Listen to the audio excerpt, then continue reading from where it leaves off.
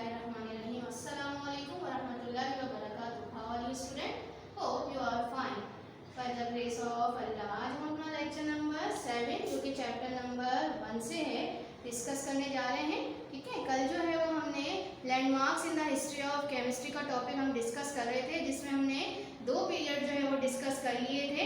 Chemistry को जो है हमने 3 पीरियड में, हिस्ट्री ऑफ केमिस्ट्री को हमने 3 पीरियड में डिवाइड किया था. नंबर 1 था द ग्रीक पीरियड, नंबर 2 था द मुस्लिम पीरियड और नंबर 3 है द मॉडर्न पीरियड. 2 पीरियड हम कल डिस्कस कर चुके थे, the Greek period and the Muslim period. उसमें हमने मुस्लिम साइंटिस्ट की कंट्रीब्यूशन भी डिस्कस की थी. आज जो पीरियड हम डिस्कस करने जा रहे हैं वो द मॉडर्न पीरियड है और यहाँ हम कंट्रीब्यूशन देखेंगे मॉडर्न साइंटिस्ट की. ठीक है, जदीद दौर को हम यहाँ डिस्कस कर रहे हैं और कुछ हमारे जदीद जो साइंटिस्ट हैं उनकी कंट्रीब्यूशन जो है हम यहाँ डिस्कस कर रहे हैं.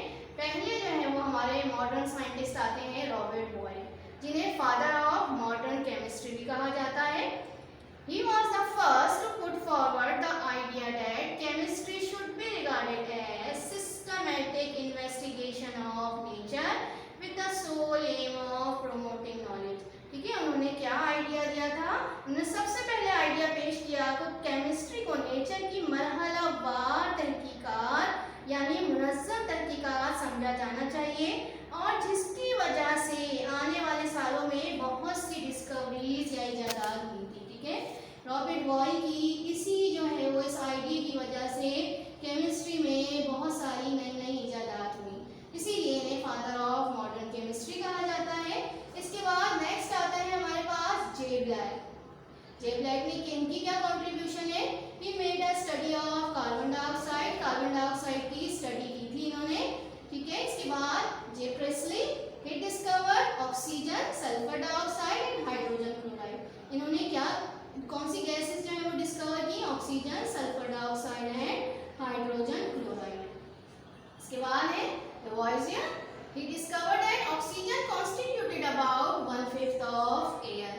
कि ऑक्सीजन जो है वो हमारी एयर का 1/5 पार्ट जो है वो हमारी एयर का जो 1/5 पार्ट है वो किस पर मुश्तमिल है? ऑक्सीजन पर. ठीक, इसके बाद शीले, ही डिस्कवर्ड क्लोरीन को डिस्कवर किया. कैवेंडिश, he discovered हाइड्रोजन को कैवेंडिश ने डिस्कवर किया. नेक्स्ट हम आते हैं जॉन डाल्टन. ठीक है, जॉन डाल्टन की क्या डिस्कवरी है, क्या इन्होंने कंट्रीब्यूशन दी केमिस्ट्री में? he proposed atomic theory of matter. ठीक है, मैटर के लिए जो एटॉमिक थ्योरी दी थी, इंशाल्लाह हम इसे आगे डिस्कस करेंगे एटॉमिक थ्योरी को. ठीक है, तो वो किसने दी थी? जॉन डाल्टन ने. और इसके साथ साथ इन्होंने the idea of atoms, molecule and concepts of atomic weight was also given by him. ठीक है, एटम मॉलिक्यूल्स का आइडिया भी दिया था और साथ साथ एटॉमिक वेट का जो कॉन्सेप्ट है वो भी किसने दिया? जॉन डाल्टन ने. ठीक है, इसके बाद कुछ और मॉडर्न साइंटिस्ट आते हैं जिनकी हम कंट्रीब्यूशन यहाँ देखते हैं. ये है आपके पास गै-लुसाक, एवोगैड्रो, डुलंग एंड पेटेट. ठीक है, इन सब की जो है वो कंट्रीब्यूशन जो है वो क्या है? They determine the relative atomic and molecular masses of many substances. ठीक है, इन्होंने मिलकर क्या किया था? एटॉमिक और मॉलिक्यूलर मासेस जो है मुख्तलिफ सब्सटेंसेस के वो जो है इन्होंने डिटरमाइन किए थे, मालूम किए थे. इसके बाद आते हैं साइंटिस्ट हमारे पास मॉडर्न साइंटिस्ट जे बर्ज़ेलियस. इनका क्या काम है? He introduce the idea of symbol हमने पढ़ा था ना, एलिमेंट्स की जो शॉर्ट फॉर्म होती है वो क्या है? सिंबल्स है. फॉर्मूला हमने कहा कंपाउंड्स को जो है वो इन टर्म्स ऑफ सिंबल्स की फॉर्म में जो लिखते हैं वो आपका क्या कहलाता है? फॉर्मूला.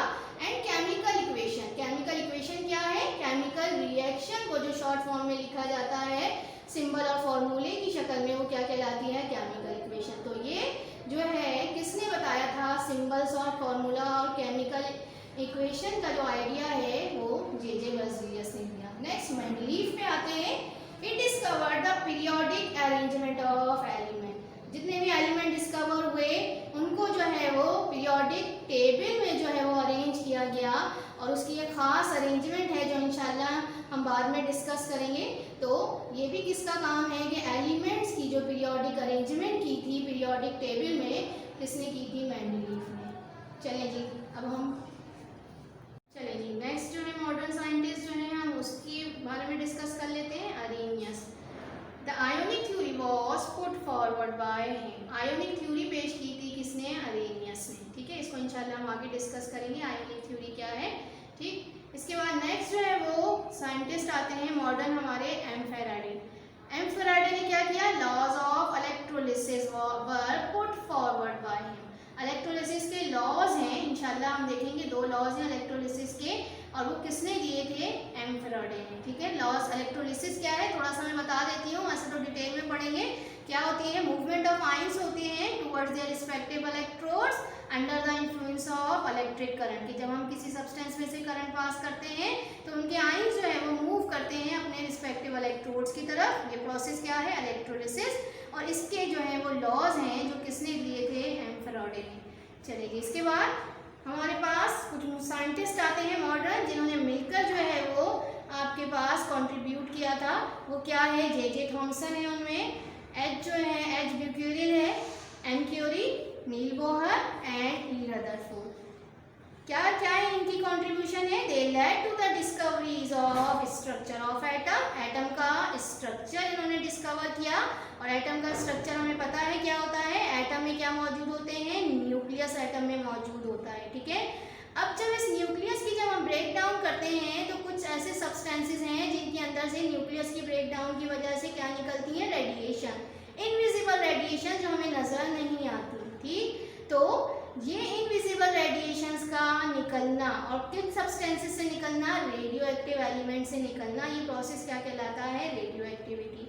तो ये दोनों जो डिस्कवरीज हुई, क्या हुई थी डिस्कवरी? जब एटम का स्ट्रक्चर डिस्कवर हुआ और रेडियो एक्टिविटी का जो प्रोसेस है वो डिस्कवर हुआ।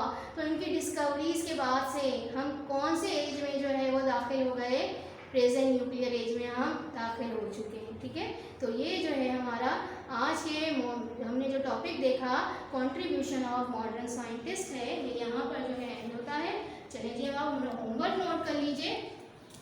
होमवर्क क्या है आपका? Learn contribution of modern scientist. जितने मॉडर्न साइंटिस्ट आज हमने पढ़े हैं इनकी कंट्रीब्यूशन आपको याद करनी है और साथ लिखना भी है। ठीक है, तो उम्मीद करती हूँ कि आज का टॉपिक आपके समझ में आ गया होगा।